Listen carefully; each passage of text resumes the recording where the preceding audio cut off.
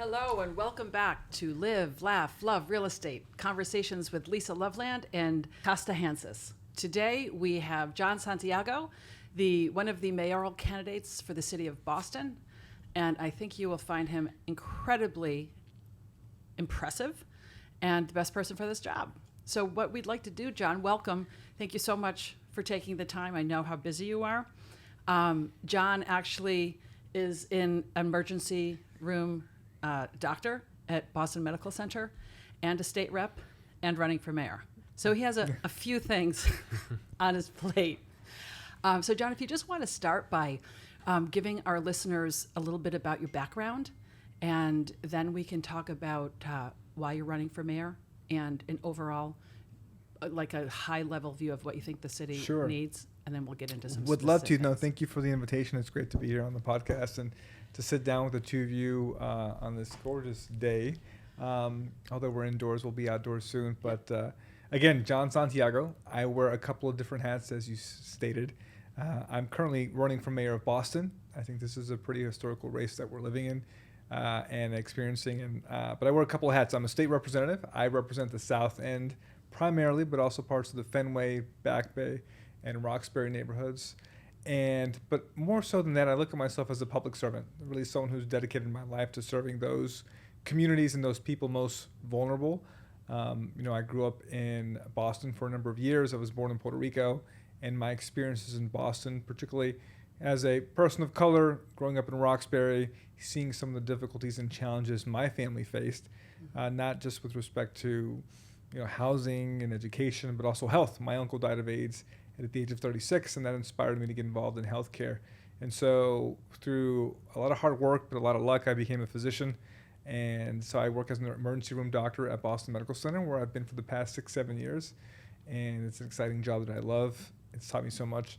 And I also am a captain of the Army Reserve and a former Peace Corps volunteer.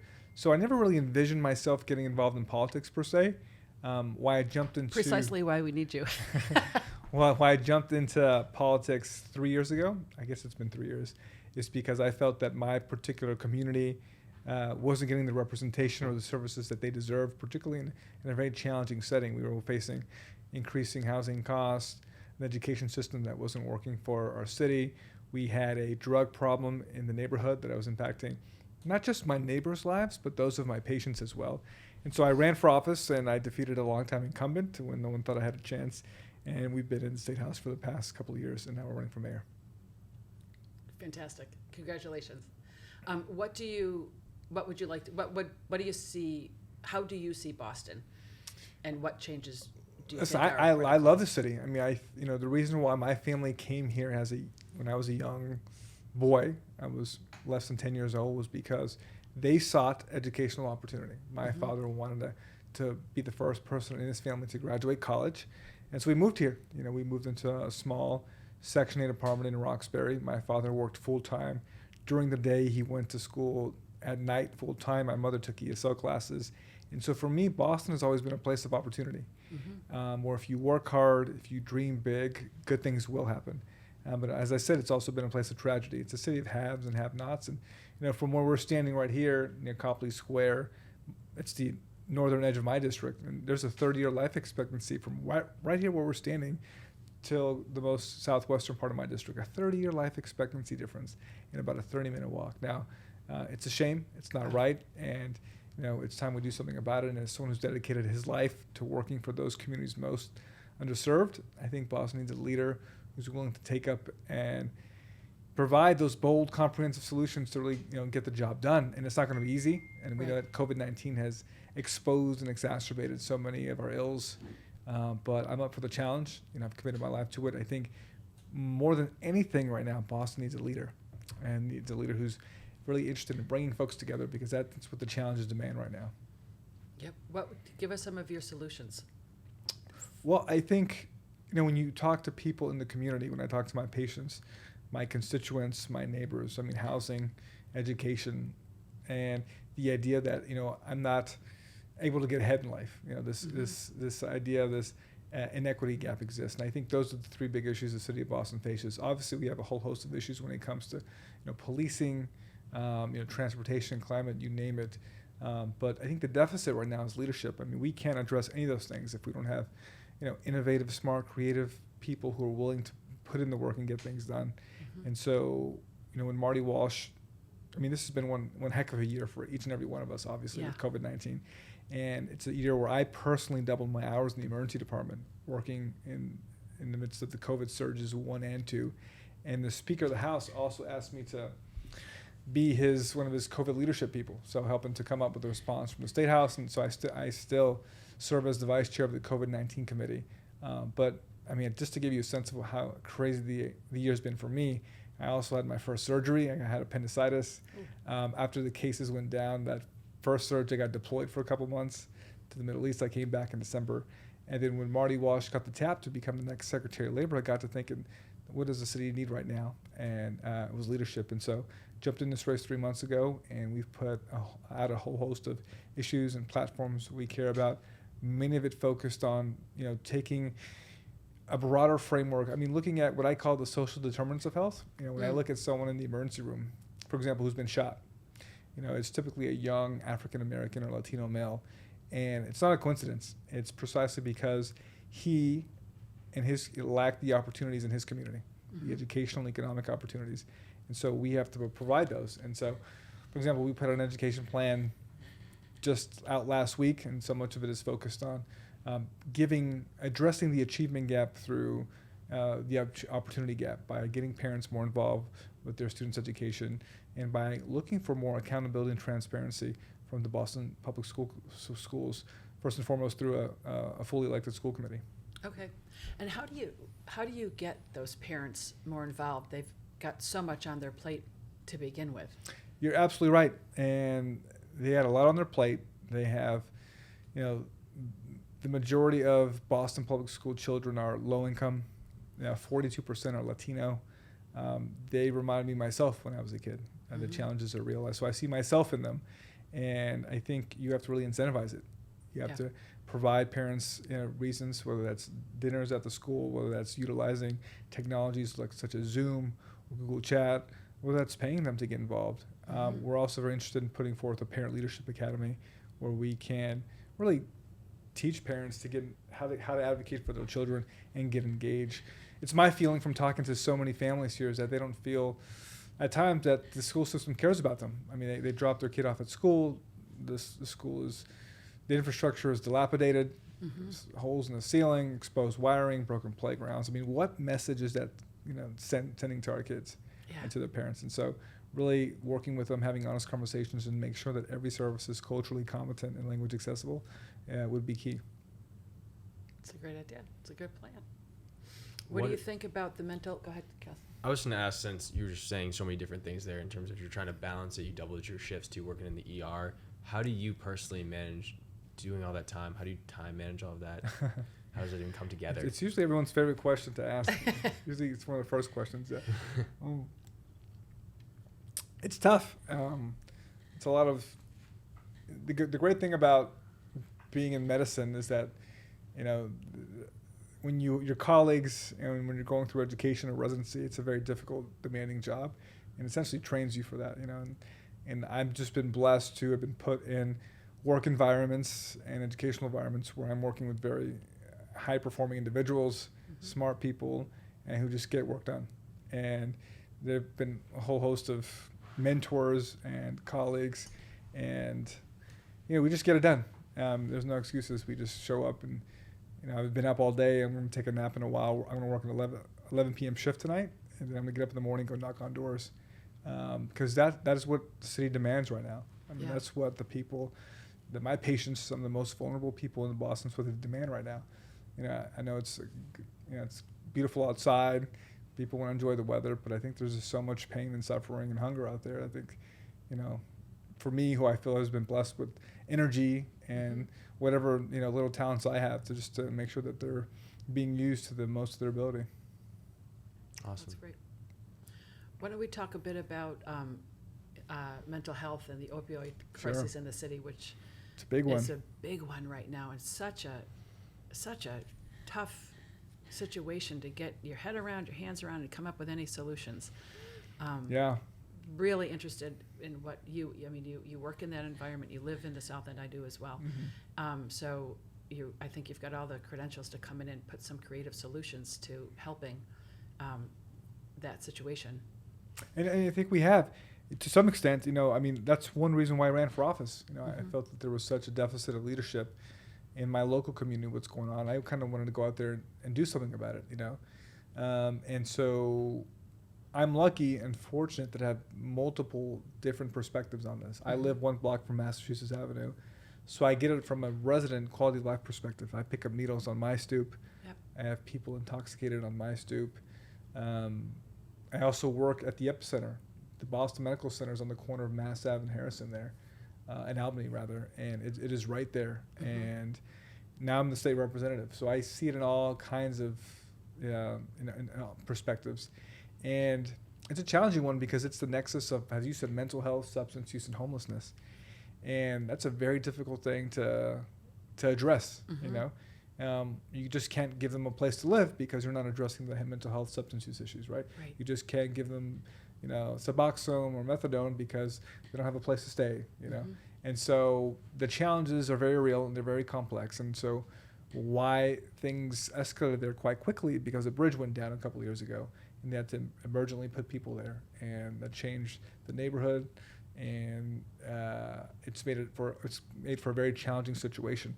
And so I believe as mayor that the mayor has an incredibly important role in this. So we put forth a plan, I want to say 3 weeks ago now. I'm really focused on a couple of things. One, it says that, listen, at that corner right there, or that half mile, what we call Mass and Cass now, that there needs to be a moratorium of services. Now, let me just say this. I say this as a physician who spends my nights taking care of these people, right? Who has had people in his family suffer from substance use, and who can literally go to the corner right now and say, hey, Johnny, Mikey, Lisa, how's it going? Because I've taken care of them before. Yeah. And so this is not from, I sympathize with them, but this is what's going on there. The nexus of homelessness, substance use, and mental health, and the concentration of services has led to a place where there's a lot of violence going on down there. I take care of people who have been stabbed and shot there. People have been violently assaulted. There is a sex trade going on down there. There are women being assaulted and men being sexually assaulted as well. So in addition to a moratorium of public services for now, we really have to focus on 3 things: decentralization, regionalization, and modernization. The South End and Roxbury, they've played their role in this. Yeah. It's time that other parts of the city and state play their role as well. And I think we can do that by having very tough and hopefully productive conversations with other parts of the city, other parts of the state, to get them involved. And I look at places like Long Island and Shattuck, 13 acres in Shattuck, as places to create some of these services that we need. Because it's important that we have a discussion about what types of services are needed. It's not just a bunch of detox beds per se. It's some of the beds that are missing in the continuum of care. So we have some. It's not difficult for me to get a detox bed from the emergency room. Okay. Yeah. You come in there, I can get you a detox bed. But what happens is I'll get you a detox bed, and after 5 days of detox, you try to go down the continuum of care to a short-term bed, and you can't get it because there's no bed. So you get high or you drink again, then you end up in my emergency department. I'm like, hey, I see you again. What happened? I couldn't get a bed. And so I think it's about planning, but really intentional about the services that we need, and obviously getting the region involved and the state involved as well. And I think as the only candidate in this race from the legislature, we have those relationships with the legislature and with the governor to get it done. Sounds promising. Not simple or Not easy? simple, and I will But also add that there's this some hope year, in there. this year has been. Last year was probably the worst year. Yeah. From a quality of life perspective, and also from some of the substance use, and what we saw during COVID-19 is that overdoses went up, mental health illness went up, and so it's very challenging. Yeah. How do you reach out and convince other parts of the region to partner when they don't? Not in my backyard. Yeah, you don't do it by yelling at them, And I think I was at a meeting once in the South End in Roxbury where I saw some elected officials essentially just pouring all the blame on other cities. And listen, over 60% of the people that come there are not from, Boston. But, we can't just yell or complain to another city or town and make them. I think it's about understanding that, listen, substance use issues impact us all. right? 1 in 4 people know someone impacted by substance use across the Commonwealth. Yeah. That is someone's brother, mother, daughter out there. And there's a lot of goodwill out there. In my conversations with stakeholders all across the state, we just need some leadership and someone to say, hey, you know, you have this issue brewing in your community for people who are living there, and you know they would benefit, and probably people in your city would benefit from having services there as well. And you know, this is not something to run away from or shy away from. This is about saving lives. This is about doing your job as a governor or city councilor, a state rep or state senator, and leading on this issue. But it impacts us all. What do you need from the community, the residents? What help can we provide? On the election campaign or on the substance use? Well, both. Yeah. Well, I just, you know, on the election campaign, it's like we need your vote. We need Yeah. we need everything. We need your vote. We need your volunteer hours. We need you to get involved and engaged. You know, Boston is a very incredibly diverse ecosystem of thought and opinion, and electorally as well. And it's a challenge. And as someone who's only been in the political game for a couple of years, you know, we are doing our best to get our name out. And we came out with a commercial last week. We're knocking doors like crazy. When I ran the first time, I personally knocked on 9,000 doors. And if I could knock every door in the city, I would. Yep. But I can't because the city's so big. But, you know, we need door knockers out there. And I think, you know, I just want people to participate in their democracy because I think, listen, you know, when I'm knocking on your door, I want your, you know, your vote and everything, but I want you to get engaged because I think through that engagement, you know, we can create progress and create change. With respect to the substance use issue, I want first and foremost people to, you know, have a better understanding of it. It is a very complicated thing. I've never been addicted to a substance, and so I can't even imagine what some of those people are going through down there on a daily basis. I mean, they don't want to be addicted, you know. Yeah. It's this, you know, it's this. I mean, they know that they're risking their lives with each shot they take, and they're suffering, and they need support, and they want support. And I think the South End has changed over the last, you know, 5, 6, 7 years. I can recall in the very beginning, conversations were very tough, and a lot of people, there was a lack of empathy there. Okay. But I think things have increased significantly. I mean, things have improved significantly with respect to the South End's and the Roxbury's understanding of the epidemic. But at the same time, the frustration has grown because not enough is being done, you know, to support not just the neighborhood, but those that need services on the corner of Mass and Cass. Yeah, agreed. And I know we don't have a ton of time here. I just want to touch briefly then on housing. Yeah. I mean, it's the number one issue, I think, you know. Yeah, that's where you're safe, you're secure. Yeah. As I often say, housing justice equals economic justice, equals racial justice, transportation. I mean, you name it. Yeah. I mean, a house is, you know, it's a principal part of all this. And I think if you look at any polling data that's come out publicly, I mean, people often rate, you know, housing, you know, as the number one issue in the city of Boston. As you know very well, the costs are extraordinarily high. If you want to rent a place, if you want to buy a place, if you want to get in the market. And we know that so often, you know, purchasing a house can provide you with that, you know, not just that sense of ownership and empowerment, but can lead you to, you know, creating wealth, which becomes generational wealth, right? And that generational wealth empowers folks, you know, can lead to, you know, obviously, you know, better economic outcomes that can be passed down from generation to generation. And that's how we truly tackle, you know, things like this growing wealth gap between Black and brown communities, between, you know, a variety of communities in Boston, but obviously the disparity between white communities and minority communities.